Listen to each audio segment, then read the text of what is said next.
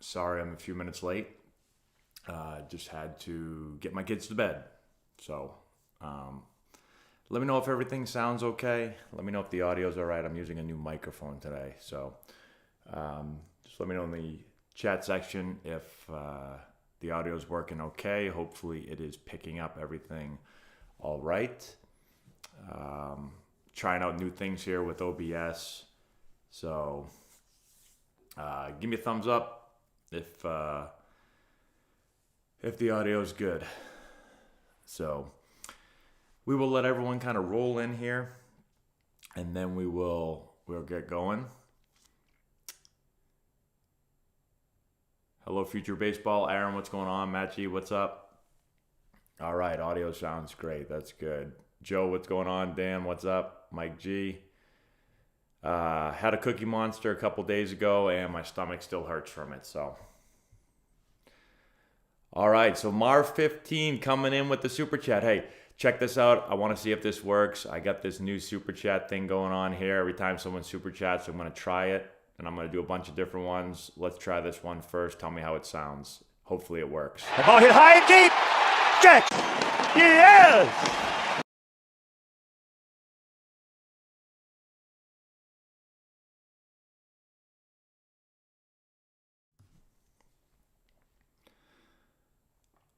So hopefully that worked okay. Mar15, you get the first one, the first ever super chat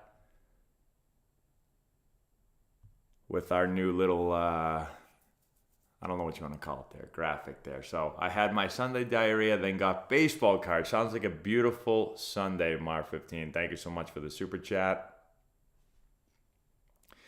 So, yeah, we got Hawk. We got Hawk on the super chat.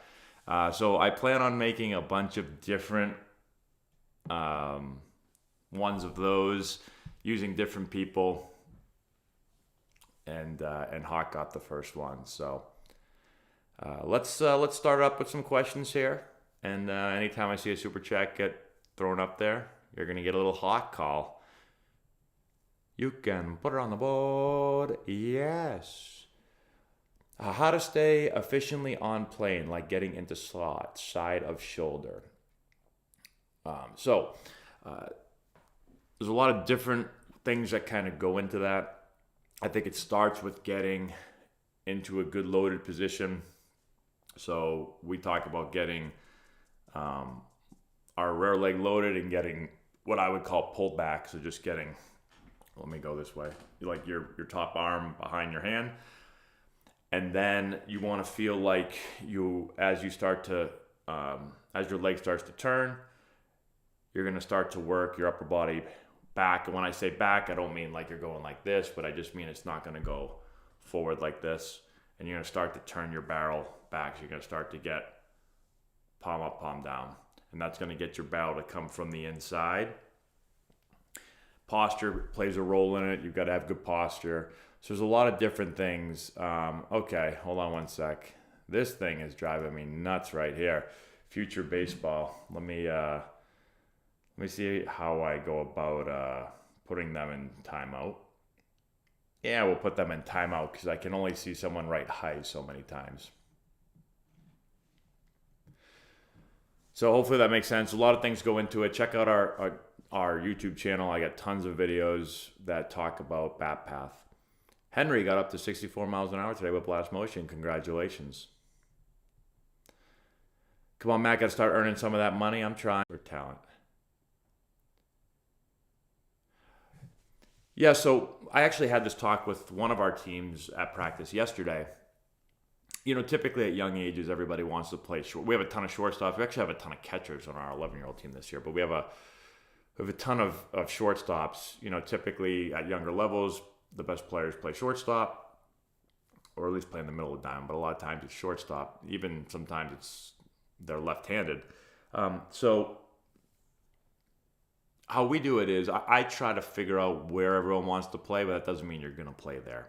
You know, if you ask, hey, where does everyone want to play? Most players are going to say shortstop, and I can't put them all at shortstop. So I'm going to play who I think are the best players there, or who profile as players that have the ability to, you know, continue to progress and play the shortstop position or whatever position it is. So, And I'll give players in practice a chance. If everyone says they play shortstop, I'm going to give everyone a chance in practice to play shortstop. But sometimes, I'm not going to be able to do that in a game. So it's basically based on who I feel can play there the best. And we don't, if we have one great shortstop, I try not to play that player every inning at shortstop. I still try to move players around, but it's impossible to get everyone to play where they want to play. What type of attendance policy have you found works best for your 12U teams? So our attendance policy is basically, in the wintertime, it's obviously we want you to be at everything you can be at, but we understand you play other sports. During the season, we allow our 11 and 12s to play Little League because I played Little League and I know kids like Little League, and so players are able to go to their Little League stuff. But our games come over there. Our games come over everything. They're priority. And so if we have a practice and you have a Little League game, I'm okay with an 11 or 12-year-old going to their Little League game. But when it comes to games, you have to come to everything, unless you're sick. That's basically our policy. Can plyo balls build arm strength for infielders? So yeah, I think it can build arm strength for everyone. There's a lot that goes into plyo balls. We can't get into it all here. But there's plenty of information online that you can find to make sure that out. How do you handle the older kids who miss practice for jobs? Yeah, so we've actually talked about this. I want to make practice, especially for the older players, much more, I say mandatory. A lot of times think that they can just play in the games and they don't have to practice. And you do run into stuff with jobs, right? So that is definitely one thing. A summer job or whatever. If you're playing on a team, and all of our older players, pretty much 99% of them want to play college baseball. And so, if you expect to just play on the weekends or play in games and do well and not practice, you're not going to do well. And so, on one hand, I want to say that you sign up to play with the goal and intention of trying to play college baseball, and I'm trying to help you, and so you need to practice. At the same time, some people, the jobs part is tough because, I don't know, some kids have to work so they can pay to play, So it's difficult, but I'm trying to get more players to attend more practices during the summertime. There's no doubt about it. I think practice is super important, and sometimes it can be even more important than the games. Thoughts on the Carlos Correa situation? I'm not really sure what's going on there. Sounds like a total mess. So,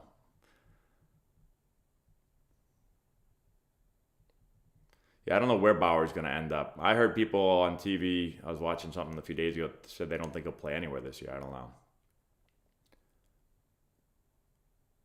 know. Stupid question. What is AB practice at the facility? I'm not sure. I'm not sure I understand your question. So, AB is Antonelli Baseball. What is Antonelli Baseball practice at the facility? Ask me that in a different way. So, what does practice consist of, or let me know.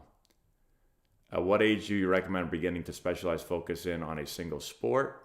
I didn't specialize or focus on a single sport until I got to high school. Until I got to college. I played 3 sports in high school, so I don't here and says, it's my dream, it's my goal to play college baseball. That's all I want to do. I want to play college baseball. And I don't feel that I don't feel like they're, whatever it is, I don't want to say talented enough, but there's something that's going to make it difficult for them to play. Maybe it's they don't have the strength. Maybe it's they don't have the speed. Maybe they don't have a position player. They don't have a good enough swing. Whatever it is, those players, sometime for that year, for junior year, you have to give everything you have if you want a shot to play college baseball, and that might include not playing a certain sport. So it really depends on the player. I haven't recommended that a ton, but there are some times that I've had that conversation with people. I've had kids that say they desperately want to play and they weigh like 130 pounds, and I'm like, you don't have enough strength. That's your biggest weakness. You don't have enough strength, and they're a cross-country runner. And I'll say, maybe we shouldn't do cross-country this fall. Not picking on cross country. It's just that's one example that popped into my head. So I think it's great to play a bunch of sports. Like if you love sports, you want to play a bunch of sports, play a bunch of sports. But I'm also honest with players when I find out that their goal is to play college baseball and they might not get there unless they make a big jump. Then maybe we will recommend that they drop a sport. Do I know any high school coaches in Maryland? I don't believe I know any high school coaches, no.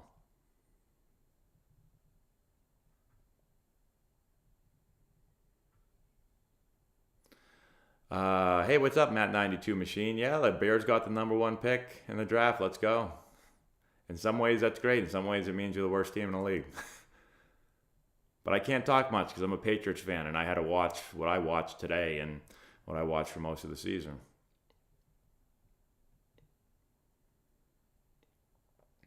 I haven't practiced pitching and first base for a few weeks. What do you recommend for me to get back to my schedule? Well, if you haven't practiced pitching, I wouldn't just jump on. You go on YouTube, you go on anything and find out, a way to get get your arm going again. So get ramped up again. You don't want to just jump on a mound. So I probably don't have enough time to go right now through everything you should do, but you can look up programs to see how to get ramped up. My daughter's a 16-year-old catcher. She has shoulder pain toward the back of the shoulder. Any advice? Yeah, so anytime there's any pain, I would check in with someone smarter than me. For instance, I have pain in the front of my shoulder and I can't get rid of it. And I've tried everything that I possibly could do and I can't figure it out. Now, I don't play, so it doesn't really matter. I mean, it doesn't affect the quality of my life. I should actually, if I really wanted to get this thing, if I was still playing, I would go to see someone about it. So I would go get it checked, especially if it's painful. If you were going to do something different to go farther, what would it be? I'm not sure exactly what you mean, Blue Whale. Ask that again. Do something different to go farther where? If I was like a player, if I'm a coach, in life. We have not traveled to Southern California. We don't go out west, not yet at least. Does your Little League organize with travel organizations to build a higher level Little League group to be competitive in the Little League World Series? No, we do not. At least I don't believe our Little League does. Yeah, Henry, I like that speech. When should pitchers start throwing during winter to be ready for the spring season? So to give all of you an idea of what we're doing, our pitchers have been throwing since December. We started throwing at the beginning of December. We haven't thrown any bullpens yet, but we start to throw in December. We do about a month and a half of throwing. We had a little break for the holidays.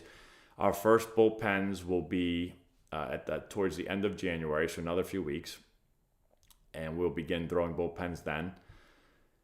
First few bullpens will be pretty light bullpens. We'll have no batter standing in. We'll just be throwing, and then we'll slowly build that up, and then we'll put in. We'll have live hitters eventually, and then we will progress to games. So that gives us about 2 months of bullpens before we get going. But again, the first few weeks of bullpens are quite light and not many pitches. We just kind of get them back on the mound again. I shouldn't say we've been on the mound. We do some throwing drills and stuff off mounds. We just haven't thrown any bullpens yet.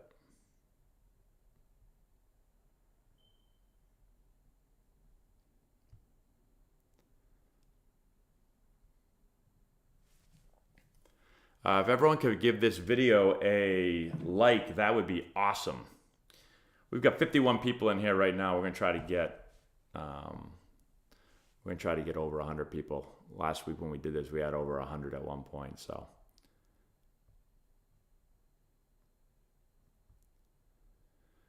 all right, let's see. Got a lot of questions going here. Trying to scroll through all of them real quick. How can I get long tossed in with other? I've done that plenty of times during my career. So just grab healthy food. I'm not really sure, but I think fish is pretty healthy for you. Unfortunately, I don't really like fish that much, but can I work at camp with G next year? We'll see about that, Henry.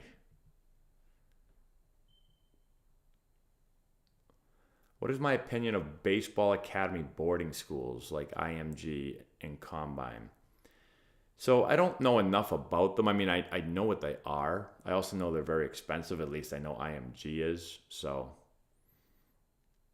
I'm sure they do a great job. You also have to have a lot of money.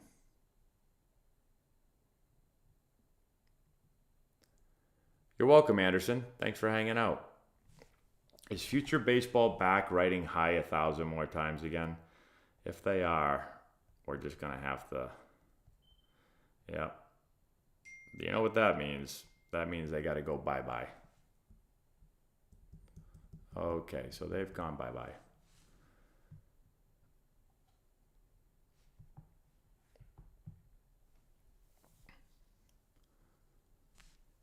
Okay, let's see. What else do we have here? Hi, Big H. They found rust in Correa's leg and are worried he will not be able to play. They found rust. How much did you run in the upper minors in MLB, and how important is it? Run. We really didn't run a whole lot. We would do running in spring training. You get to spring training. So we do running. We'd run the bases. We do some sprints. So we didn't do a ton of running. I think sprint work is important. Just running in general, I don't think is super important. But thoughts on the Rafael Devers extension? Well, I think the guy rakes, and I think if you're the Red Sox, you got to sign somebody. They let Bogarts walk. I know they signed Story last year, but they let Bogarts walk. I think it'd be hard to let Devers walk as well. Sean, I have not done that road to 90 exit velocity thing. The last video you saw is the last time I did it. So I keep forgetting this, and then so I'm super competitive. I would love to do it. The two things I lack to be able to continue to do it is one, time, because I get too busy, and two, health. So like if I really wanted to do it right, I would need to get much. My body doesn't move very well anymore because all I do is I do the same stuff every day. I sit in this chair in my office during the day, and I work all day on emails and all that stuff, and then I just flip and hit fungos and throw BP and all that stuff at night. Do it, and I don't have time to take care of my body enough to really make it worth it. And every time I try to do shortcuts, I get hurt. Like I threw a ball yesterday at practice, and I could feel my back get messed up. And I thought I wasn't gonna be able to walk today. And I literally it was 8 a.m. It was chilly.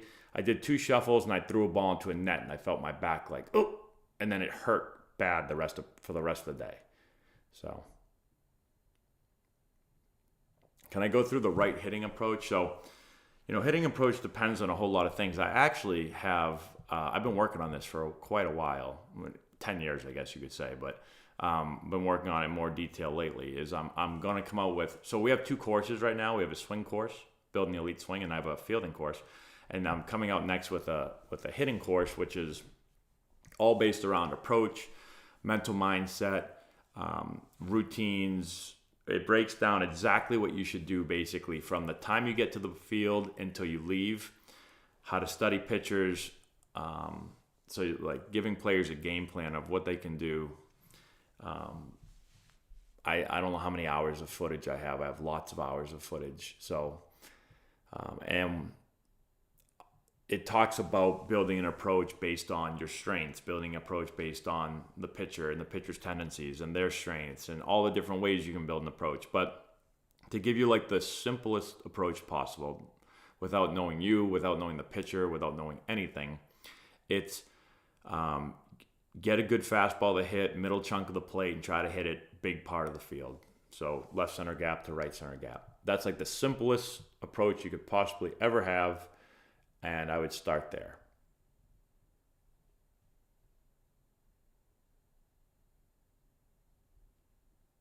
I still see the Anti Baseball link saying upcoming. Can you use that link when you start the stream? My software automatically start playing your stream if you use that link. Yeah, I tried to use that, but for some reason, my software is letting me say that I have an upcoming live going, but then it won't let me join that, and I have to use a new link. And that was one of the reasons why it took me a few extra minutes today. I don't know how to fix that, and it is upsetting me. So, but I don't know why it's doing that. I'm sorry about that. So again, that's why I had to that's why I had to, I'm checking right now. Oh, you're right. It says right here.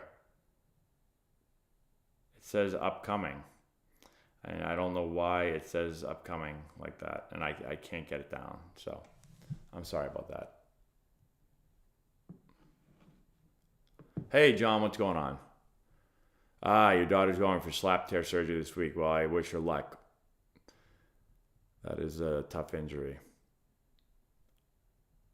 Hey, coach, how should I tell a college coach to come watch me at a tournament? Well, what you're going to do is you're going to get your schedule, and you're going to, well, first you're going to write an email, and there's, I think I put it up on one of our recruiting videos online if you go to our recruiting playlist, but it tells you exactly how to write the email. In fact, actually, I know I put it up there, so you can get all the info there. But you're going to write an email, you're going to introduce yourself, give them some background, tell them you're interested. You're going to give them your schedule, and you're going to include a video so they can see if you're any good. So just saying like, hey, coach, come watch me play. They're not going to come watch you play because they get that email 4,000 times a day. So they need a reason to come watch you play. So you're going to have to provide video that they can watch. So when I was a college coach, I got that email. I got a million emails, right? Every day I get into the office, and the first thing I do is open my email, and there'd be like hundreds of emails. And it would be from every kid that wanted to go to Holy Cross that would say, hey, coach, I really want to go to Holy Cross. Can you come watch me play? I'm playing, next weekend or whatever. And if I didn't have video or anything, like that email just basically gets thrown away. Because how do I can't just drive around to every game that I get an email for. That's all I do all day long. So if you have a video, I'm going to watch the video. And then the video I'm going to make a decision based on that video if I should look further into you or not. So the video allows me to cross you off or say, this is interesting. Let me find out more about this player. Let me find some more video. Let me contact their coach. Let me, go watch them play. And, some players send me video and it's atrocious. I can tell, and I don't mean that, that sounded mean. I don't mean it's atrocious, but I can look at the video and say, okay, this player I know can't play for us. And so I'll just write back to them and say, thank you for your interest, but, based on the video and what I've seen, I don't think that Holy Cross is a good fit for you. But there's plenty of times where I saw a video and I was like, well, I like this guy. Let me do more info. Call their coach, call their reference, whoever that is, and then go watch them play. Hey, thanks, Jason. You too. So I think Ohtani will be the first ever player with a $50 million annual or average annual value next year. Well, I think he's pretty darn good. And, I don't know about contract stuff. I'm not an expert in contracts, but I think he's a pretty valuable player. I'll say no, but I think he's worth a lot of money. I don't know how much, though. I'd have to do some research. In my time in the majors, who did I think was the most talented player that I ever saw? Well, I would actually probably say... I think I'd probably say Josh Hamilton. I played against him when he was with the Rangers. And that was just based off of a really short sample size, but the man hit a ball at me and he almost killed me. I was playing second base, and it was probably the hardest ground ball I've ever had hit at me. Almost killed me. And just watching him move around the field, like the guy he was like the fastest guy on the field. He was the biggest guy on the field. You go stand next to the man and he's huge. He was probably, I don't know, 6'4", 240 maybe. And fastest guy on the field, probably had the best arm on the field, had the most power on the field, just freak show. So, you know, like I played against Ken Griffey Jr. when he was an old man. So he wasn't the best player in the field. I mean, oh, wait a minute here. We have a super chat from Carl. Carl, let me give you The ball hit high and deep. Catch. At the wall. He looks up. You can put it on the board. Yes. Yes. So thank you, Carl Rawson, for the super chat. How come elite hitters don't look like they tilt? So, Carl, you mean like when I'm showing like this move right here? So when we do a lot of our drills where we're working on like making this move, so more this way and not this way, when I do the drills, especially if I'm on one leg, it looks very back. And a lot of times I'll do that. We exaggerate that with players that don't do that. They just kind of go like this. But I think all players, when you do it fast, so when you make the move and you just, you know, if I'm just kind of showing like work your upper body back like this, you can see that. When it happens really fast, I'm trying to make the same move, but it doesn't look the same when you're going fast. So that would be my answer.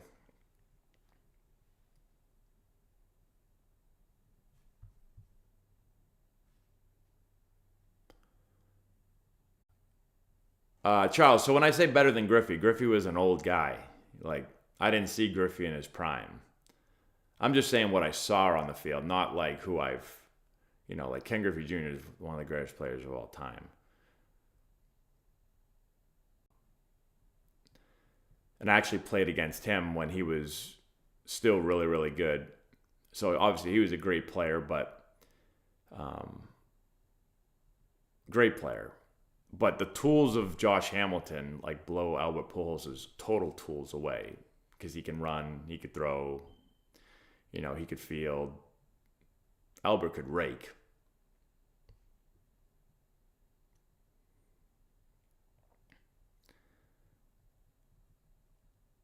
Have I ever gotten in trouble in the MLB? So the only time I got in trouble is I got our runner that was scoring. I was on deck and they said that I didn't yell to slide, because as an on-deck hitter, you're supposed to tell the hitter, the base runner, whether to slide or to stand up. And I actually did tell them. But what happened was it was a ball that was hit, and I didn't expect it to be a play at the plate, because I just thought the way the play was unfolding, there wasn't going to be a play. And then the ball was mishandled and misplayed. And by that point, I had to run from the on-deck circle all the way to the plate, and I wasn't able to get there. It wasn't like, you know, usually if you're on deck and you see a ball ripped and it's a single and the man on second, you start running to the plate fast to try to, we call it coaching the runner. But on this play, it wasn't like that. And so, again, the way the play unfolded, I didn't expect it to happen. And then I started to run up there, and I was yelling. I was yelling to the base runner. And he was safe by a mile. Like, nothing changed. But the next day in the clubhouse, you know, we were talking.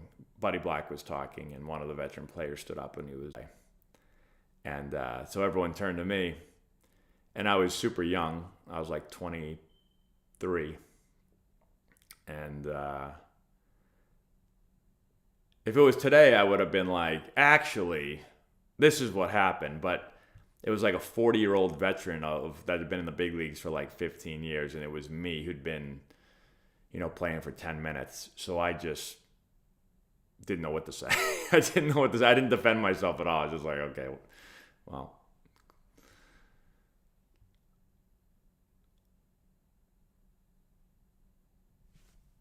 Nicholas, so we all hear about exit velo and pitching and 60-yard times, but do colleges also value a plus fielding tool? So yeah, I think they do. So we have some plus fielders in our program, and people have definitely talked to me and said, like, damn, that kid can really field. And I say, yeah, he's, they're really, really good fielder, like a plus fielder. And they do like that. But it's a mix of everything. So they like the fielding tool, but then, is the fielding tool all you can do? We've had guys over the years that all they can do is field, and that's not good. But if you can be a plus fielder and you can hit a little bit and you can run a little bit, you don't have to be a burner. But if you have plus, if all your tools are plus, if you're a plus fielder, plus runner, plus hitter, then you're probably going to Power 5 school and you're going to be awesome. But if you're a plus fielder and then you can do some other things decently well then, obviously the school is going to decide, looking at the other tools, if they want to make an offer or not. But again, if you have a plus fielding tool and you can't hit to save your life, then it's going to be tough, because then they say, okay, this guy can really field, but it's an auto out. Like, do we want that? Here we go. Dan, asking a different way. If I go to book a lesson, say class size 1 at 6 p.m. to 9 p.m. for AB practice tunnel 3, does that mean anyone can do that? Oh, no. So when you see AB practice on the schedule, that means it's an Antonelli baseball practice. So you can't, no, those aren't bookable. So if you try to book that, it's not going to let you. It's going to tell you to call the facility, because I've already know that because someone already tried. So that's just letting people know that from 6 to 9, there's Antonelli baseball practice going on. Yeah, Patriots special teams were not good today. Patriots special teams let up 2 kickoff returns for touchdowns today, and the last 2 they gave up in the last 200 and... Let me get the exact number, because I actually got this number. In the last 227 games, the Patriots had given up 2 touchdowns, 2 kickoff touchdowns, and they gave up 2 today. In the biggest game of the season, in a must-win game. So, that's a joke. And I said that. You can ask my wife. I said it 50 times what a joke and an embarrassment that was. Sorry. Dealing with a coach that insists on kind of like a pushing out downward swing, good luck. So, yeah, it's tough. You can always try a conversation. I've done this as a player, had conversations. Some coaches are open to it. Some coaches are not open to it at all. It just depends on the coach.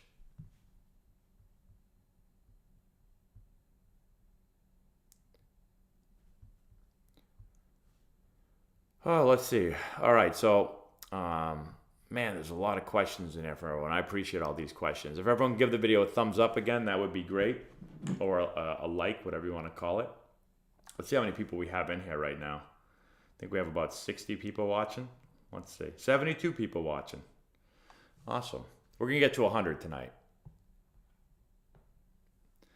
Yeah, Slumber, that's right. That's when I had to eat, what was it called? So when I was with the Padres, if you made a mistake, you had to eat, oh man, it's like Australian peanut butter. What's it called? Oh, geez. It tasted disgusting. But you wouldn't eat it like on bread like they do in Australia. You would just get it on like a stick, and you'd have to eat it. How can I forget what it was? Vegemite. Thank you, Mar15. Vegemite. Yes. That's what it's called, Vegemite. So that was like when we were in trouble, when we did something stupid, that was our punishment. Eat Vegemite.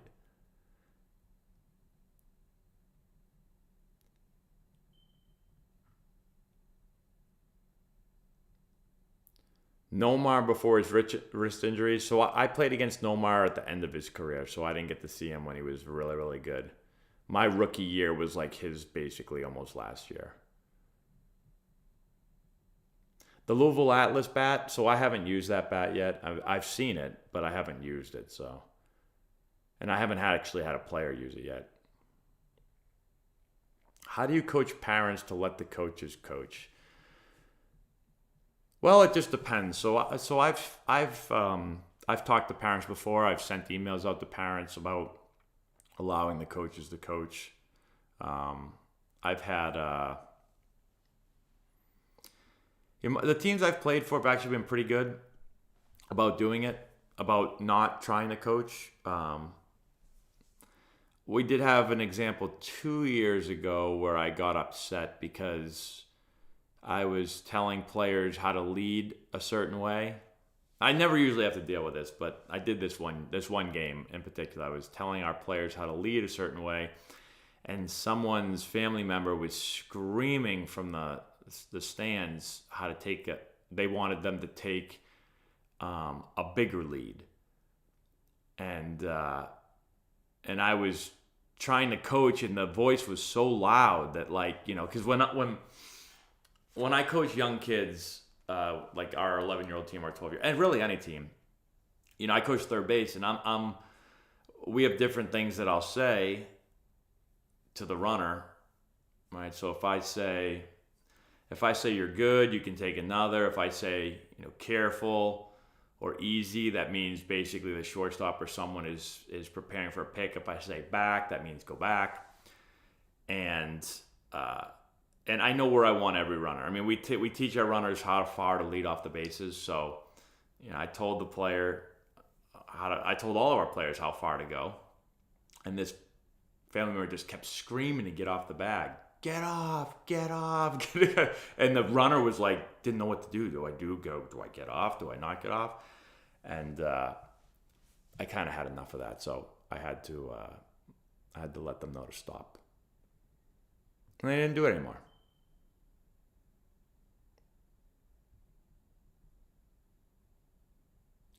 Hey, Jake, thanks so much. I appreciate that. What's my take on how negative the hitting community is on social media? Yeah, I try to... Listen, I just talked to people about this a few days ago when we were talking about it after one of my lessons. People in general on social media, like, I just don't like just like extremely mean. So I don't get caught up in the... Like, a lot of people fight, a lot of people in the hitting community fight about stuff. And so I don't actually talk to that many people online about hitting. I shouldn't say that. I have talked to people about hitting, about fielding, but it's people that I know are going to be open to having like good conversation and talking about stuff. And there's certain people on there that are just screaming that their stuff's the best and your stuff stinks, and they're just, you know. And there's some people that do that I would actually like to learn from, but I'm not even going to get into it with them because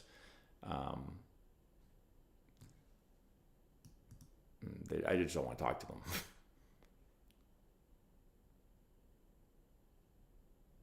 How do I stop collapsing the backside? So collapsing the backside to me can mean a couple different things.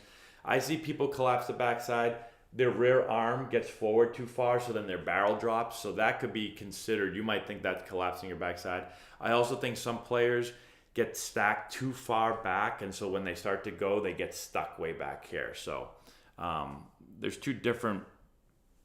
Collapsing your backside could be a couple of different things. So it might just mean that you can't be like completely stacked like this. You can't have your knee over your back foot and your hip over your back knee and your head over, like, having everything back. Because if you go, you're going to be way uphill. And then the other thing, again, there's really nothing to support the barrel. The barrel gets heavy, and now you're swinging way uphill. So those could be one of the two issues.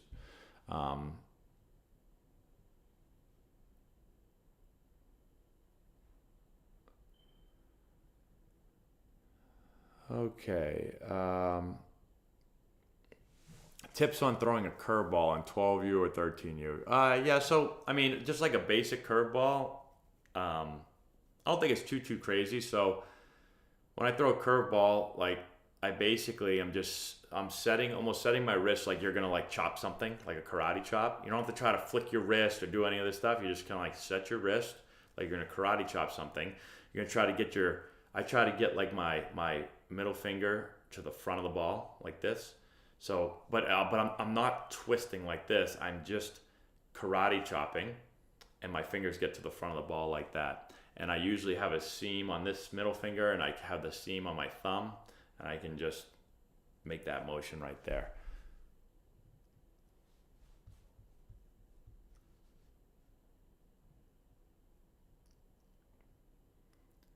Let's see who else we have here for questions.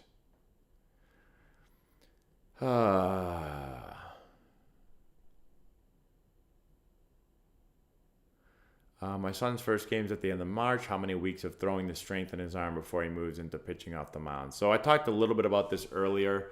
So we play basically the end of March, beginning of April. And we started our pitchers throwing in December. And we're going to continue to have them throw. They're throwing twice a week right now. They can throw a third time. They can throw more than that if they want to on their own. But we do 2 days of throwing for each player.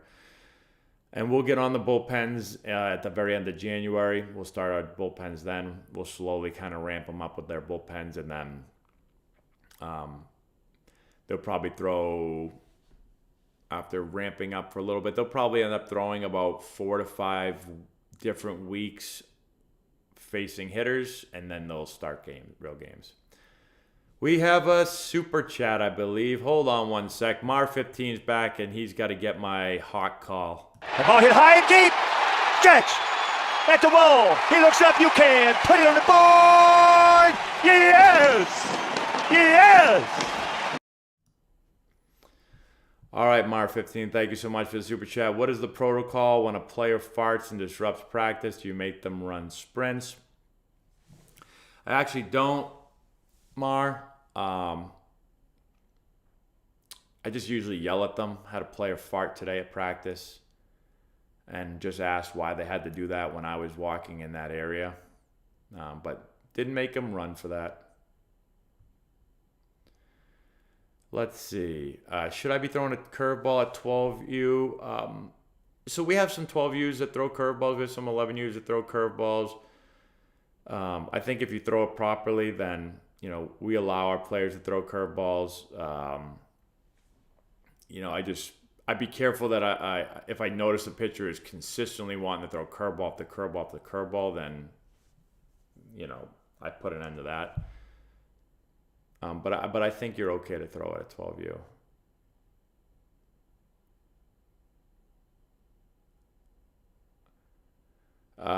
Is Mac the guy for the Patriots? I just talked to my father about that, actually. We're talking after the game, and I loved Mac last year, and I didn't like Mac this year. I didn't like the offense this year. It's hard to tell. I honestly need to see Mac for one more year, probably, with a different offensive coaching staff, because I thought this year was a disaster offensively. I didn't think it. I mean, every stat, basically, they couldn't score in the red zone. They couldn't They couldn't sustain drives on third down. They couldn't convert on third downs. They really couldn't move the ball with any regularity pretty much the entire season through the air. It was bad. Bad.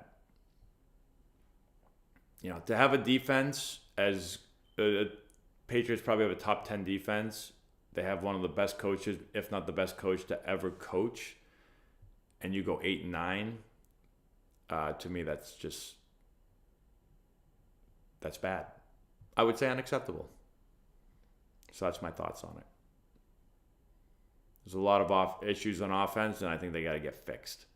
And I'm usually pretty patient with stuff, but I watched it too much this year. Pretty much 17 games worth. The Vikings game was okay. I thought today was okay offensively. I thought those 2 games were decent offensive games. But there were a lot of games that were atrocious.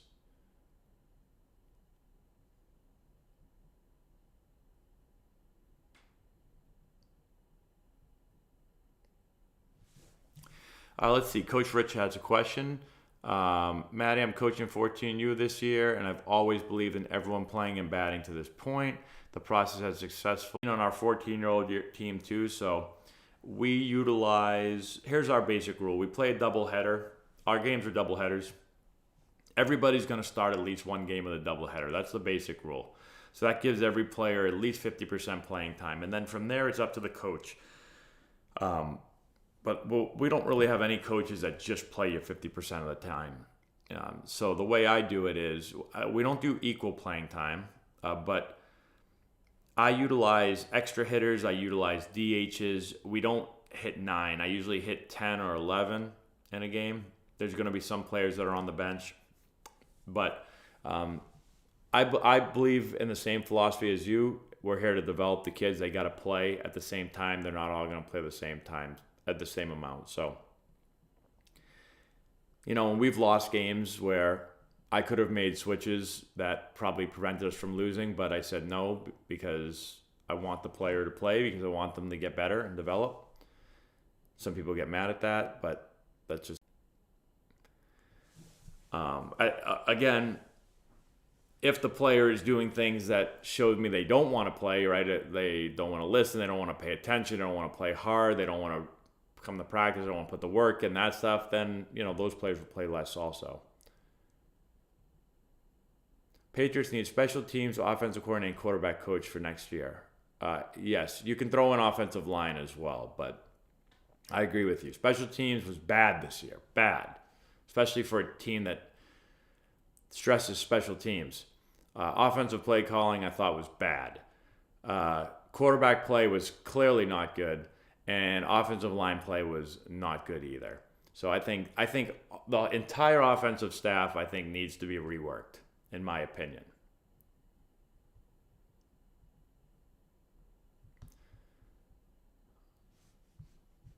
All right, Evan, thank you so much for the super chat. Let's hear some... The ball hit high and deep. Catch. At the wall. He looks up. You can put it on the board. Yes. Yes. All right, thanks, Evan.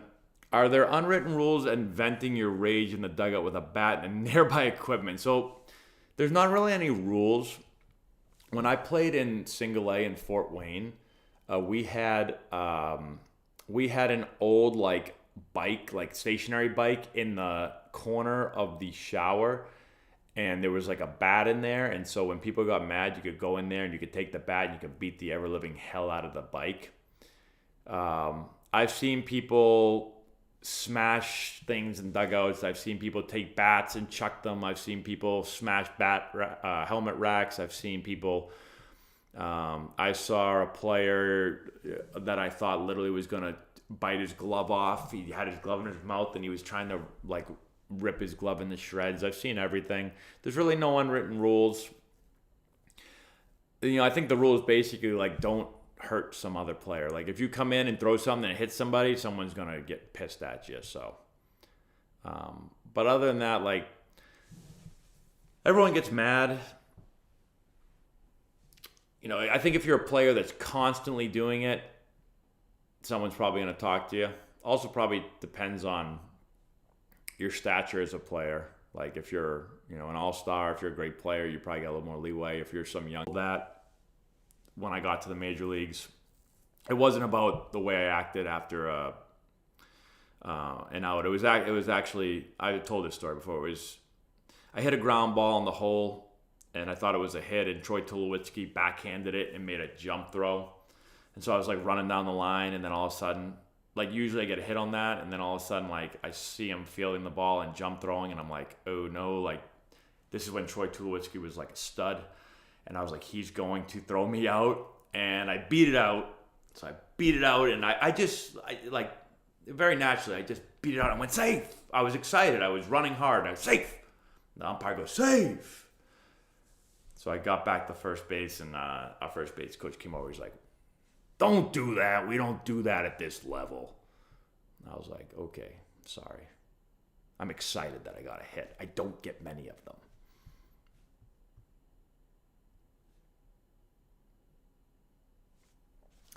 Let's try my new screen right here. I got a little new, fancy right there, huh?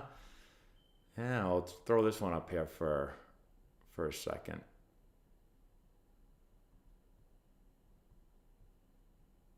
Just to switch things up.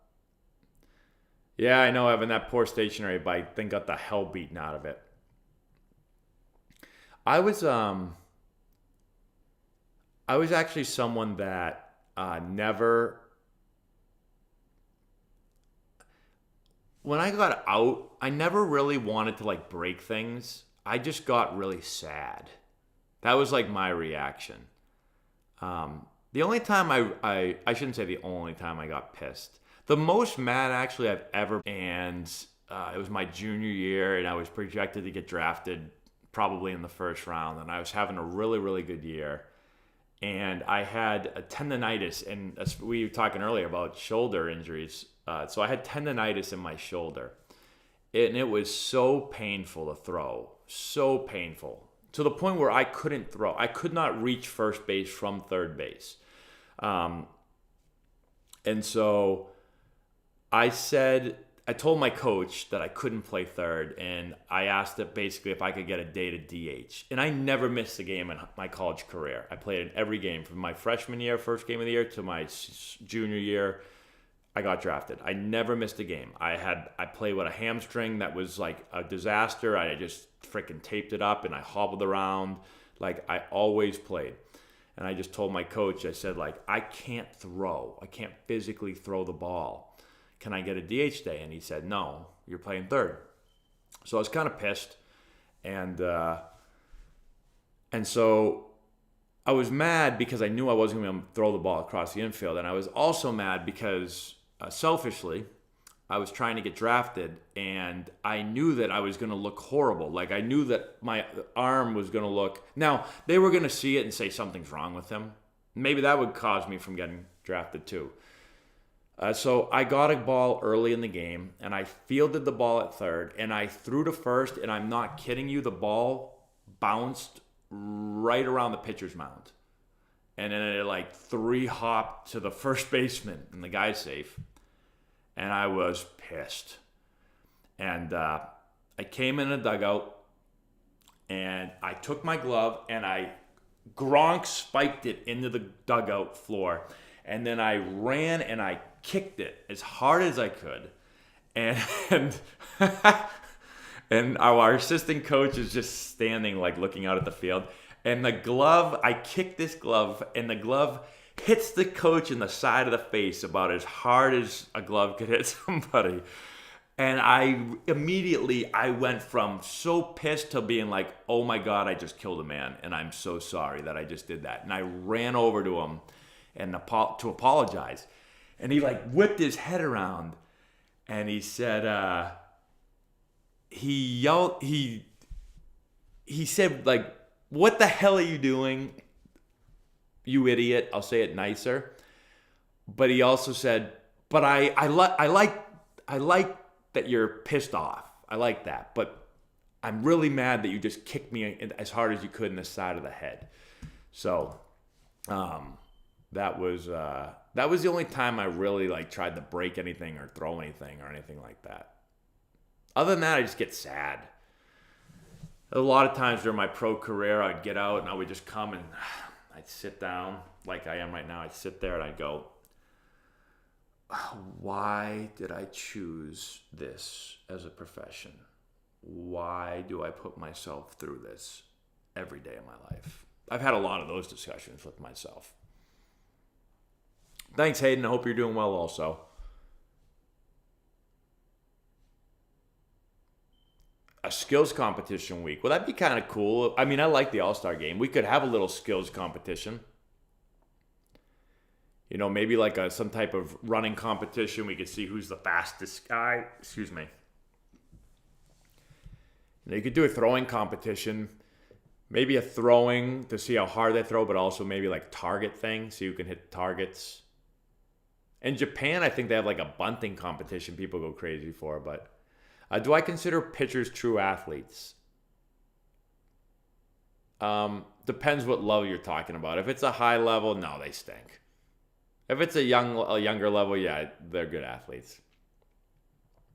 At older levels, pitchers just become less athletic because they don't do athletic things as much. They just stand on a hill and throw a ball.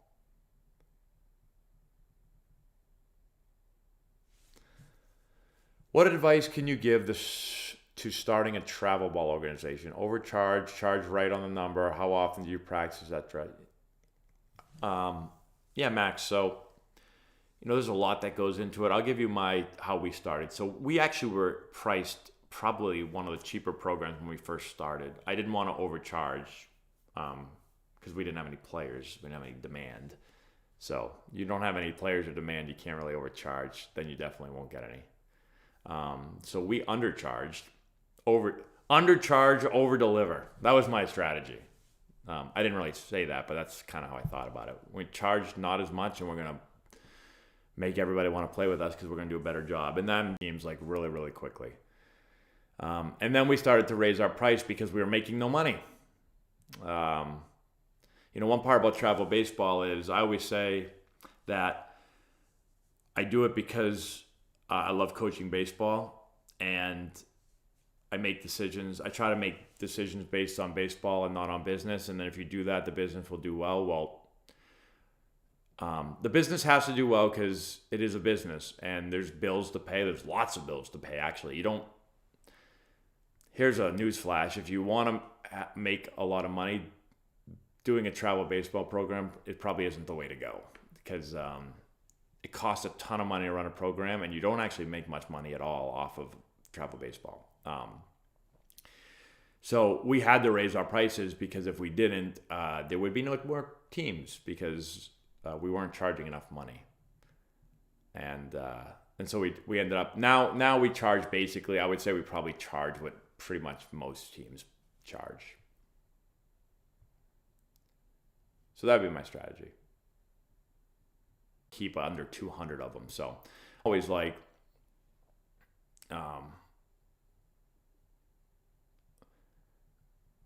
don't know. I would feel guilty charging people too much money, honestly. So like, this will be the last thing I'll say. When it comes to the travel part of the team part of it, like, we're trying to make enough money to have a business, because I don't have another job. So like, this is my full-time job. So I haven't make enough money, and I make some money in lessons and all that stuff, but make enough money where I can just concentrate on this. That's all I do. Like, when I first started international baseball, I was coaching in college as well. So I had 2 jobs. Now I just have this job. So you have to charge enough to make it a living, but you also want to make sure that, you're not charging so much that certain kids can't play because they can't afford it. So I'm trying to balance those 2 things. My son is saying I'm pushing my son too hard. He's 8 and loves the game. How do you stay balanced with your son and help him improve? Yeah, I probably have. I'm probably on the total opposite end of the spectrum, honestly. And I don't know why this is. I don't push my son at all. I push him 0, actually. So like, I don't say we have to go hit. I don't make him go do drills. I don't do any of that. I only play baseball with him when he asks. He asked me a lot to play catch, to do all that, and then I just say yes. But I don't push him. Like, here's an example. I own a baseball facility where we have batting, we have everything a player could want, and he's probably been in the place to hit probably 10 times, and we've had the ability to get in there any day we want, whenever. So like, I'm not pushing him at all. When he's actually there and he's, like, if he's playing and practicing, then I don't have to like really say anything, because he takes it actually really serious. So I guess that's easy for me. But when it comes to any sport, like, he plays basketball, he plays football and stuff. I don't try to push him in any of those. But when he's there, like, for instance, last basketball game, he was complaining that a player on his team wasn't passing enough and was being a ball hog. And I had to like give him a talk about how we don't talk about our teammates like that. It's not about, I give him the whole spiel about, doesn't matter who scores, as long as when your team has the ball, you're trying to score. Doesn't matter who scores. You should be happy when your teammate scores. You will give him a high five, say great shot. If he misses, you pat him on the butt. you don't have to pat them up, but that's an expression. You pick them up, and that's how you play. And you play hard and you have fun. But I haven't really pushed him at all. So there probably will be a time, depending on how serious he wants to get with baseball, where I'll be able to push him some more. But I've always kind of felt like the player kind of has to lead it. And, if you're constantly having to push, and the player isn't enjoying it, and he feels like he's getting pushed, I don't know if that's good.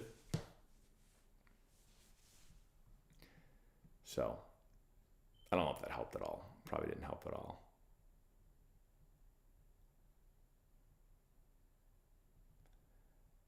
And I think the last thing I'll say on this is like, when he gets a little bit older, if he says like, I want to be really good at baseball, I'll be able to say like, listen, here's kind of what I think it takes to get really good.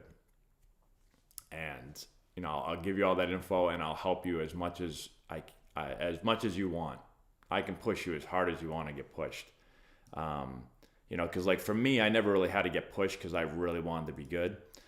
And we'll see what what he's like. But at 8 years old, I mean, I don't know. I don't even know if I was wiping my butt at 8 years old. So like, I don't know about getting pushed yet.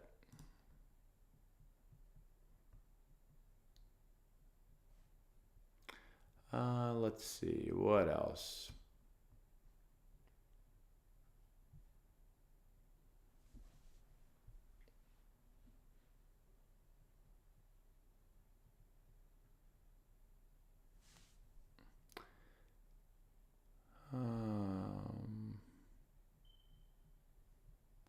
What's the greatest TV show of all time?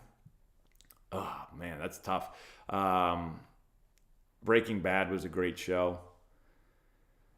I'm actually in the middle of watching The Sopranos. I know it was out a long time ago, but I've never gotten through the entire thing. So my wife and I have been watching that. I'm probably going to go watch an episode here in a little bit.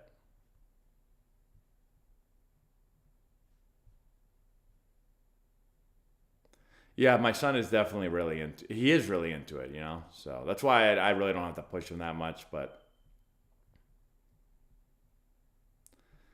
let's see. King Daniel, no, that's horrible advice. Which part of the advice was horrible?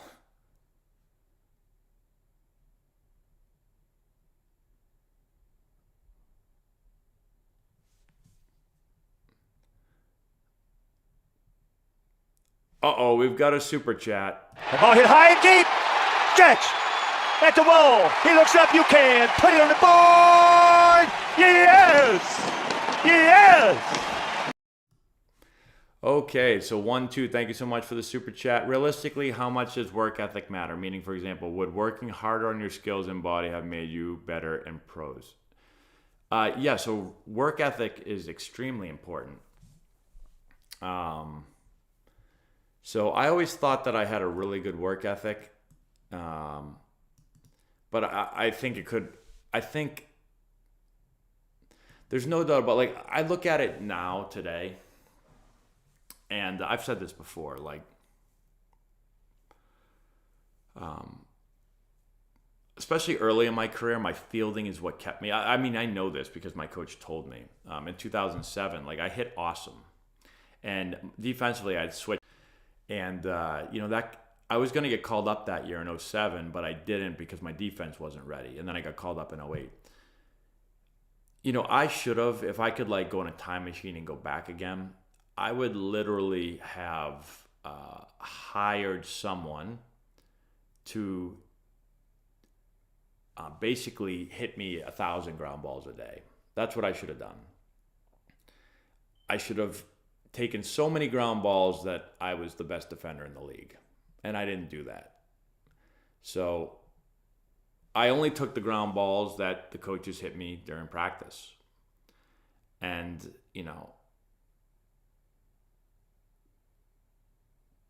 yeah, so I would change that.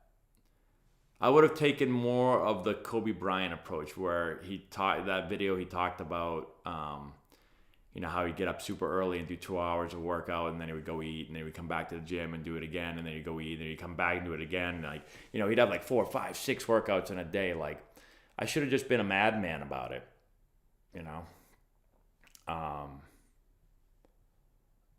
And if I could do it again, that's probably what I would have done.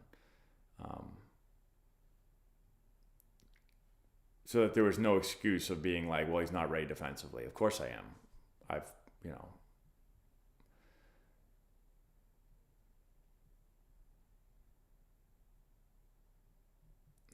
Let's see. How do you throw accurate from third to first? So a lot of it is footwork. Got to have the right footwork. There's a ton of stuff, but footwork is a lot of it. Like, you've got to be moving. When you feel the ball, when you're moving towards your target, you want to make sure you're balanced. You want to make sure that you're aligned with your target. That's probably half the battle, probably more than that. And then, there's some arm action stuff that is in play there. But basically, you need to use your body properly so that you stroke over and over and over and over again. And sometimes, footwork and body positioning and posture and all that stuff, players that don't do a good job with that, they get all out of whack. Their arm, their release point, their arm action, that all changes every throw. So I make a lot of videos on that stuff, though. Go watch our fielding videos. We got a super chat again. The ball hit high and deep. Stretch at the wall. He looks up. You can put it on the board. Yes. Yes. Okay, so EJ Slem, thank you so much for the super chat, EJ. I'm starting a podcast covering the World Baseball Classic. Any advice? You're an inspiration. And my pick is the USA over Venezuela in the final. Very cool. Congratulations on the podcast. So actually, World Baseball Classic stuff. So, a lot of people get super excited about it. I'm going to try to get excited about it. I actually had a chance to play in the World Baseball Classic for Italy, and was given a roster spot, and the Padres told me I couldn't go play for them because they told me they want me to stay in spring training, which I kind of bummed out that I didn't do that. I was actually just talking to my son about that a few days ago. We were talking about, we're playing FIFA, and, he asked me why Italians are so good at soccer. Obviously, my last name's Antonelli, so I'm Italian. So he said, why are Italians so good at soccer? And I said, well, when they grow up, that's what they do. Like, if you're from Italy, you play soccer. I'm like, in America, you can play basketball or baseball, and I'm not saying you can't play some other sports in Italy. I'm like, but everybody plays soccer. And so we were talking about some baseball. I'm like, yeah, but there's a lot more Italians that are better at soccer. And I'm like, Italians that are born in America, we play more baseball over here. So I'm giving them this big talk. And anyways, then I started talking about how I was going to play for Team Italy. And he was like, is that because all the Italian players were so bad that they were going to give you a spot? And I was like, well, yeah, pretty much, yeah. They didn't have enough players over in Italy that were good enough to play. So I was eligible to play. I think the eligibility, because my grandparents were born in Italy, I could play or something like that. So anyways, advice, I don't know, talk about what excites you. I make videos about things that I'm passionate about and excited about to talk about, and those always seem to be my better videos. When I make videos, baseball doesn't really work out that well. If you ever want me on your podcast, let me know. I'll come talk some baseball. Oh, and hold on a minute, everyone. The ball hit high and deep. Stretch at the wall. He looks up. You can put it on the board. Yes. Yes. All right, David Phillips, thank you so much for the super chat. Yo, Matt, caught a live show. Yes, you did, David. Cool, no question. Just sending the love from Cincy. Thank you, David. I appreciate that. Good luck to your Bengals. Not sure if you're a Bengals fan, but hope you guys win the Super Bowl. I kind of want the Bucs to win because I want Brady to win again because I'm a huge Tom Brady fan, but hopefully you go to the Super Bowl again.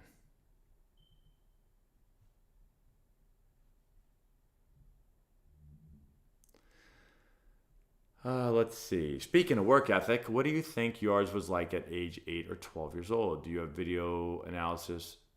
Did you have video analysis at those ages? I definitely did not. Could have been a game changer. Yeah, we weren't watching video. Well, I shouldn't say we weren't watching video. I actually do have a video of when I was 13. I don't ever remember using that to break that video down. You know what I do remember, though? I do remember as a young player, my dad videotaping our Little League tryouts. And then I remember, like, looking at the players. I can vividly remember being at my grandparents' house and having us, like, go through the video and breaking down the players and their ability and stuff, which is funny to think about so long ago.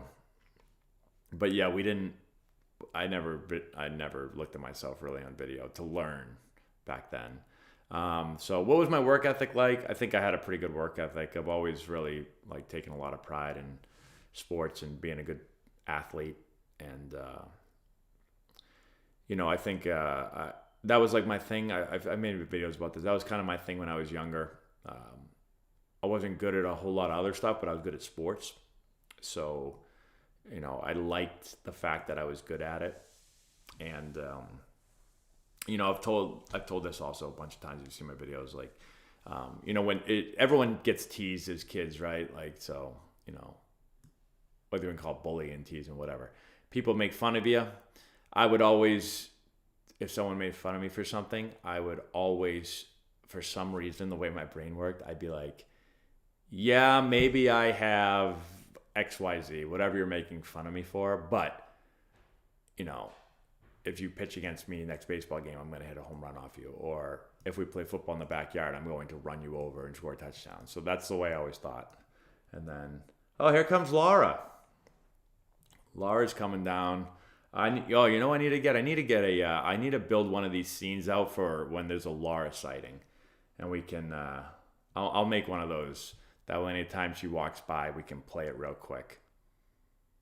But yeah, I think my work ethic was probably pretty good. I remember a lot of times just going down into my basement, into my garage, and hitting off. I remember when I was younger, I had a traffic cone that I put the ball on for a tee. And then I would set up either I remember I had a mattress in my garage for a little bit, and then I would, sometimes I'd take a big like blanket, and I would I would nail it into this beam, and then I would hit into the blanket. I hope Brady comes back to New England. I know he's old as anything, but I would still love that. Was I big as a kid? I was pretty tall as a kid, but very skinny. I was like super, super skinny. My dad was also always saying that I was, I didn't eat enough, which I didn't. I was very picky as a kid, but super skinny. Do I think players that are talented but don't work hard still make it? Well, it's like a scale. It's like, in order to make it without hard work, your natural talent has to be like incredible. So, are there players like that? There might be.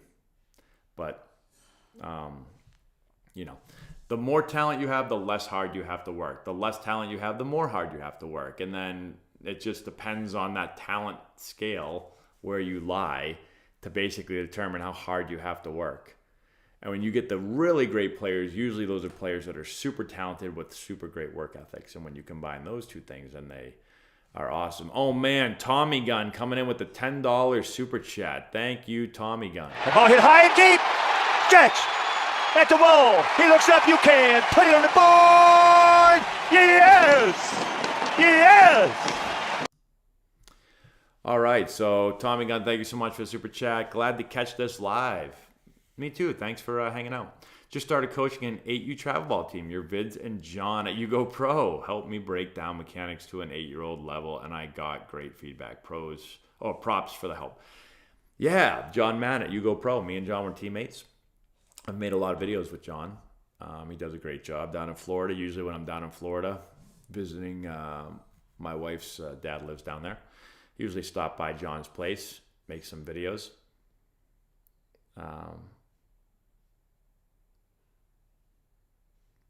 I got a funny story I was going to share, but I don't know if I should share it because I don't want to call out the person that is responsible for it. So I'm going to stop there. college that makes the most baseball talent? Well, I don't know. I mean, most of the SEC schools now are pretty dominant with talent. Do they make that talent? Do they just recruit that talent? I don't know enough. I don't know every program. I know you got great players coming out of Vanderbilt and most of the SEC schools, and same with the ACC schools. I know my alma mater, Wake Forest, is doing a very good job of developing players and their development, their facilities and the coaching and the analytics and all these things that they're using and doing a really, really good job. There's a lot of other schools doing a great job as well. So.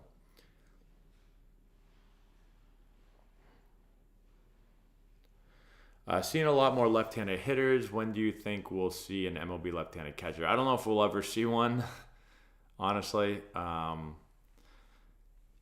coach a lot of baseball at every level, and I've never. There's definitely a lot of left-handed hitters. There's no doubt about that, and there's an advantage. There's an advantage to being a left-handed hitter. So, like, my son's a lefty. He's born left-handed, but I made sure, if you look at photos of him when he was really young, I'm talking like I have a photo of him when he's probably 6 months old, and he's just probably younger than 6 months old, actually, probably like 3 months old. He's just laying on his back because that's all he could do, and he has I had a Wake Forest like little foam bat, and he's laying there like this on the ground, and we took a picture of him, and I remember I put the bat in his hands and he kind of grabbed it right-handed, and I was like, no. And I switched it to left-handed, and I put the bat on his left shoulder and took the picture. So I was going to make him hit left-handed regardless of what he did, but he just ended up being a lefty. And then, I just did that a few more times. Whenever he would pick up a bat, I would always just make sure he had his right hand on the bottom of the bat. And then that's the only way he knew how to pick up a bat, and then he hit left-handed.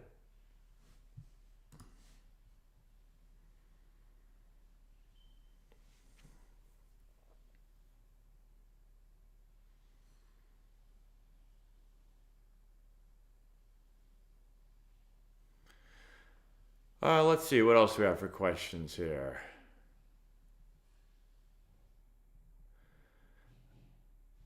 My dad says the smaller you are, the more work you have to do, and when you grow later, you're better than other players. Yeah, so I think there is something to be said for being maybe a little bit of a late bloomer physically. Sometimes if you're super big and strong as a young kid, you don't have to move as well. You don't have to work as hard because, you can rely on your strength, right, and your size. If you're small at a young age, you've got to move really well. You've got to, a lot of things you have to practice really, really hard because you can't, if you don't, you'll never compete with the bigger kids. And then those smaller kids that have those type of work ethics, and then they move really well, and then they grow and get bigger and stronger, and then you put it all together, they're really, really good. Sometimes I think that I'm a big basketball fan, but I don't know. It's not like I watch or train basketball players, but I would think it's probably something similar with basketball players. If you have,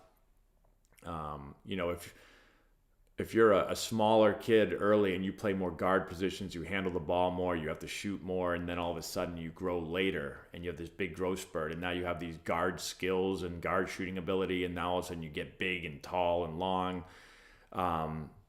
I feel like that would be really beneficial versus if you're just a big, huge kid when you're young and they play you at center and they put you under the basket and you don't really, handle the ball, and it's just like all you do is you rebound and put backs, and that's all you do. You're not developing your skills as much.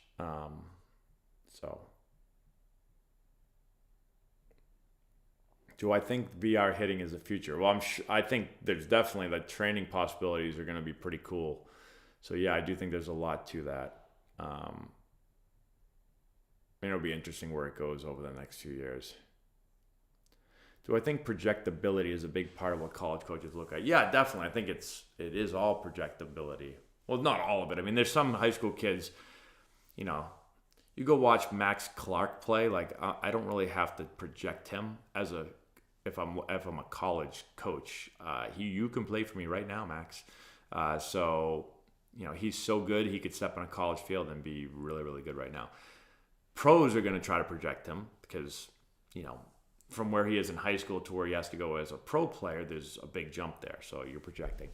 But yeah, most players you're projecting as a college coach because you're watching them as a 16-year-old, let's say, and you need to think about what they're going to look like as a 18, 19, 20, 21-year-old. So you're always at what age was it obvious to people you were bound to be a pro? I mean, I got drafted at 18 years old. After my senior high school, I turned 18 in April and I got drafted in June. So I would say maybe 17. I don't think at 16 anyone thought I was going to get drafted. And I think at 17, I don't even know if people did. It was probably during my high school senior year, which I just turned 18 for. And then I think, I shouldn't say that because I committed to Wake Forest as a 17-year-old. So if you're committing to an ACC school, and at the time, Wake Forest, I think we were like preseason number 2 in the country. We were really good.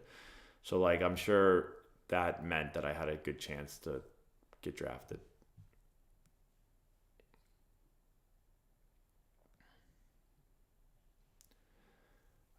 Let's see here. Sorry, everyone. I have so many questions here. I'm trying to get through.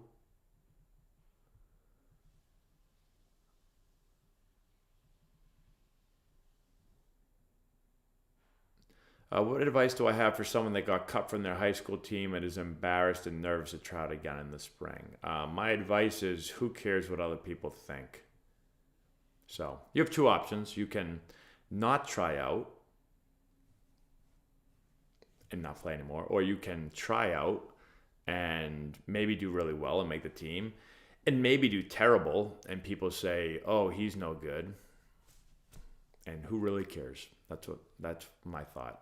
So one thing I've learned with YouTube and social media is when you do that, a lot of people are going to say you're stupid, you're an idiot, you have a bad haircut, you've got a bad beard, your nose is big, you talk silly, you're an idiot. I hear that stuff.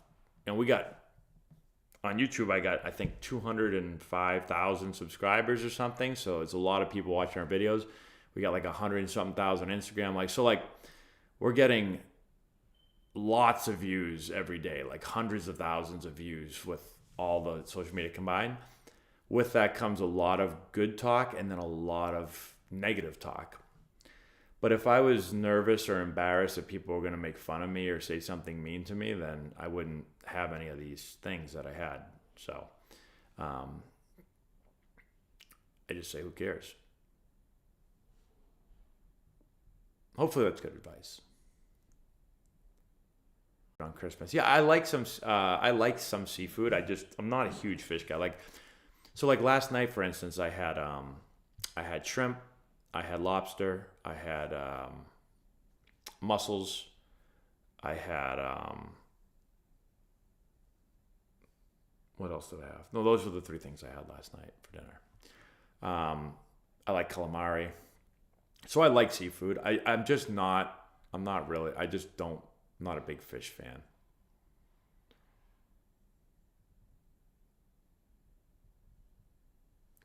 What is a left-handed batting advantage? So when you're a lefty, the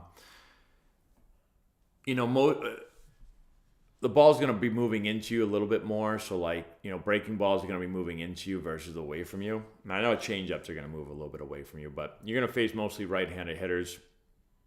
So ball's going to be moving to you versus away from you. When you're a left-handed hitter and you're facing a left-handed pitcher, well, let's back up. If you're a right-handed hitter facing a right-handed pitcher, most pitchers are right-handed, everything's kind of moving away. And the way the arm angle is, where the ball's being released from, is kind of coming from it's hard for me to get both my hands in the camera here, but everything's always kind of moving away. And so it's easier when the ball's moving in. You're also closer to first base as a lefty because you're in the left-hander batter's box, which is closer to first than the right-hander's batter's box. You're also going to have, when you have guys on first, you're going to have the first baseman holding the runner on, which opens up, a bigger hole on the right side for you. So a lot of ground balls can kind of squeak through because you've got, again, first baseman's got to hold the runner on. He's got to shuffle off. So essentially you have the first baseman playing in anytime there's a man on first. If you're a righty, because most balls hit on the ground and go to the pull side. So when you're a righty and there's nobody on, or there's a man on first, or even if there's a man on second, right? Like, the third baseman can play pretty deep, and third basemen now in the big leagues play really deep. And if you're facing you're playing against Matt Chapman, he's playing almost in the back of the grass or the way back of the dirt. So it's hard to hit the ball through the 6-hole as a righty when you're facing third baseman that plays. If the third baseman plays back, you can bunt. It's easier to bunt for a hit. I know that's not a huge part of the game, but it's another thing you can do. So, I'm definitely going to teach my son to bunt. If the third baseman wants to play back, bunt, we'll get the first, steal second, maybe steal third.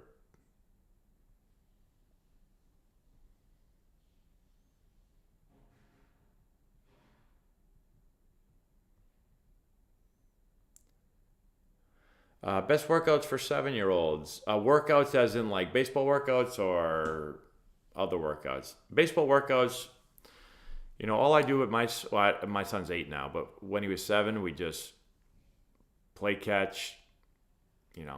I hit him ground balls, hit him fly balls, throw him batting practice. Nothing crazy, just play baseball.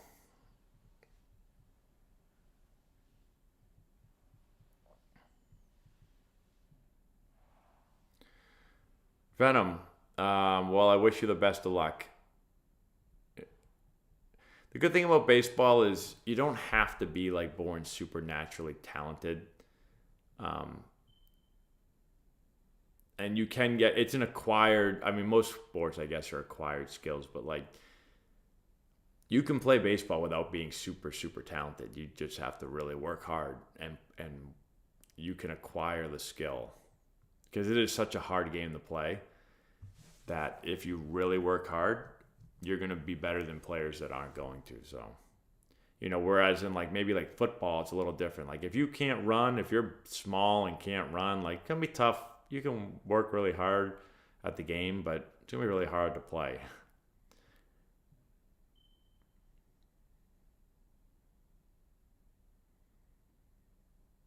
Christopher, yeah, that's what I'm talking about. Yeah, your son's 11, 5'7", 5'8", 135, right under the basket. Exactly.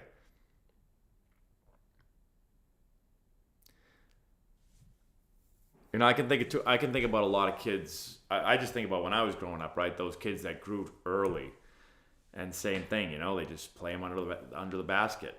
But then other kids start catching up to them, and now they're not big anymore. Now they've played center their whole life, but now they've the same size as the guards, and now you've got to move out and be a guard, but you haven't been practicing that, and so.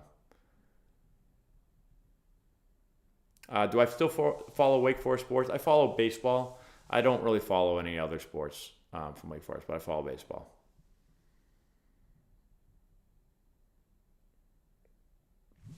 When you get committed to college, you still need to apply to school. Yeah, you have to apply to school because you have to get into. They might want you, but they can't get you into the school. So you got to apply. You got to get in. Hey, Florida Sports and Outdoors. When did I start playing baseball? Only in college. In high school, I played baseball, football, and hockey. Do high school players get more exposure than traveling select teams maybe due to having predictable schedules, locations? So actually, I guess it depends where you are. But in our area, high school does not get much exposure. They can't really come and see you because they're playing. So for us, it's during the summer. That's where you get most of your exposure. Our high school season is April and May in Massachusetts, and that's right during the high school season or during the college season. Do college coaches care about your high school career or club career more?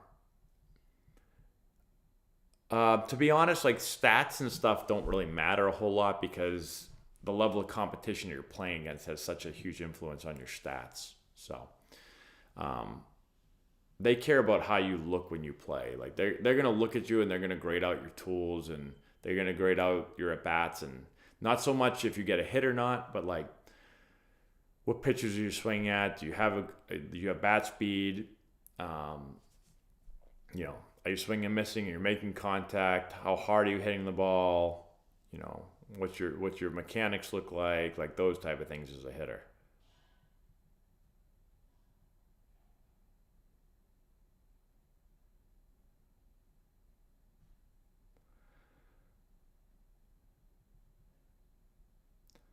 Let's see.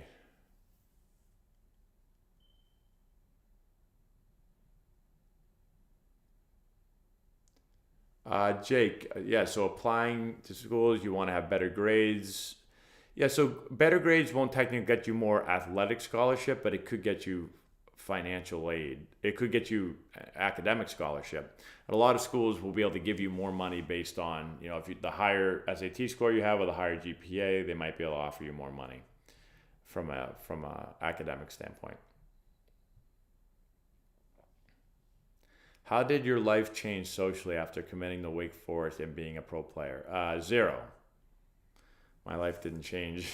My life didn't change at all socially. I didn't make any new friends. I mean, I made new friends like on my team and stuff, but I didn't.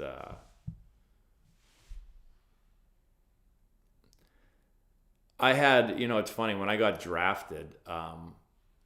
People reach out to me that I hadn't talked to in a long time, and you know, said like we should go hang out, and you know, we should, you know, let me know when you're here or there or whatever, and like, I don't think I took anyone up on any of those offers. My thought was kind of like, if we weren't friends, if we're gonna be friends just because you saw that I got drafted, then I don't really want to be friends with you. If we weren't friends before. So coach has us bunt a lot. I think it's essential to learn. Yeah, I think it's essential. I do think that it, depending on what level you're at, like in the major leagues, they don't bunt a lot. I think bunting for a hit can still be really valuable. I coach high school, and I want, we tried the bunt for hits last year. I want more guys to be able to bunt for hits. It's tough because a lot of kids don't practice it. We practice it at practice every day, but you know, I just think most kids throughout the year are not practicing it very much. But I know it can be a valuable tool, especially in the high school game. I'm not a fan of just bunting just to give up outs, but I am a fan of bunting for a hit and putting pressure on the defense. Should all players be switch hitters to get all of the advantages? I think it's too hard to be. I actually don't. Like my son sometimes messes around, hits right-handed. I'm like, stop. Just hit lefty. Because the amount of work it takes, it's so hard to hit one way, never mind two ways. So that's my thoughts on it. It takes so much work just to have a left-handed swing that can play at a high level. Imagine have to get a left-handed swing and a right-handed swing to play at a high level. Like that, it's almost impossible. All right, everyone. So I just realized that it is almost 11 o'clock, and I have not gotten any sleep the last week or so. Look, I've been asked that a lot.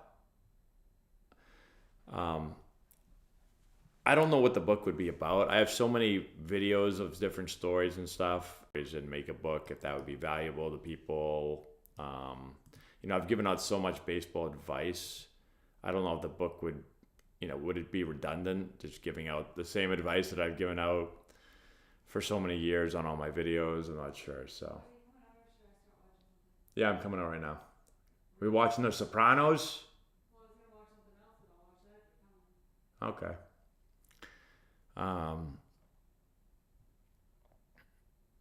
Can speed get you as far in baseball equally as much as power, velocity? No, I think speed probably can't.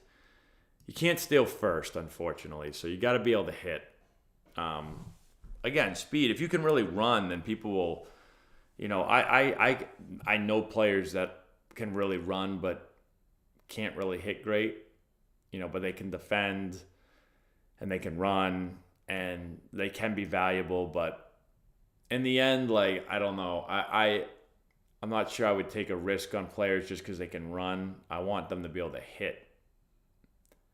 And if you can run too, awesome. So, all right, everyone. Well, I am going to go watch an episode of Sopranos. Then I'm going to go to bed. And then I'm going to get up and get my kids off to school. So I appreciate everyone hanging out tonight. And I appreciate all the super chats. Appreciate all the questions. All that stuff. And I'll answer this last question from Jamie. People put too much emphasis on playing multiple sports. Dominican players, baseball players, they play year round and they are more likely to be. Yeah, so I wouldn't put an emphasis on playing multiple sports just to help your baseball. Like, I wouldn't say to a kid, you should play football and you should play basketball so you become better at baseball. I just think sports are fun. And I like playing lots of sports. Like, when I was playing hockey, I wasn't like, I'm playing hockey so I can be good at baseball. And when I was playing football, I wasn't like, I'm playing football so I can be good at hockey or baseball. I was like, I'm playing football because I freaking love football. And there's nothing more fun than playing on a Friday night or a Saturday of high school football. And when I played hockey, I was like, I play hockey because I love hockey. I want to play in the NHL. Like, this sport is awesome. So that's my thought. And also, again, where I'm from, you can't play baseball year round. It's freezing cold. So, that's the other thing too. But yeah, if you love baseball and you just want to play baseball, and you want to play year round because you freaking love it and that's all you love, go for it. Like, I wouldn't tell that kid like, no, you got to go play basketball so you can get better at baseball. Like, if all you want to do is baseball, you can get really good at baseball by playing a lot of baseball. That's cool. So we will see you all next time.